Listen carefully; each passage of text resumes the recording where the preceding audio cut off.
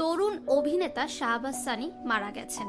তার মৃত্যুর খবর নিশ্চিত করেছেন অভিনেতা জিয়াউল ফারুক অপূর্ব। ফেসবুকে তার ভেরিফাইড পেজে অপূর্ব লিখেছেন, অভিনেতা শাহবাজ সানি আর আমাদের মাঝে নেই, সবাই সানির জন্য দোয়া করবেন। জানা যায় হৃদরোগে আক্রান্ত হয়ে তার মৃত্যু হয়েছে। ঢাকা স্পেশালিস্ট হাসপাতালে রোববার দিবাগত রাত 3:30টার দিকে তিনি শেষ নিঃশ্বাস ত্যাগ করেন। শাহবাজ সানির মৃত্যুতে শোবিজ অঙ্গনে শোকের ছায়া নেমে এসেছে।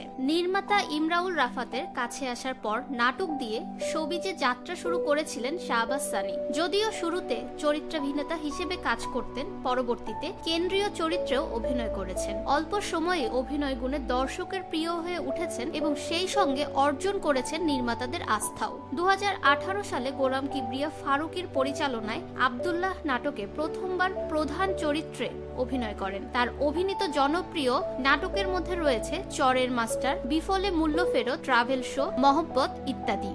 ফাহমিদা বিনতে আনোয়ার, নিরপেক্ষ নিউজ ডেস্ক, ঢাকা।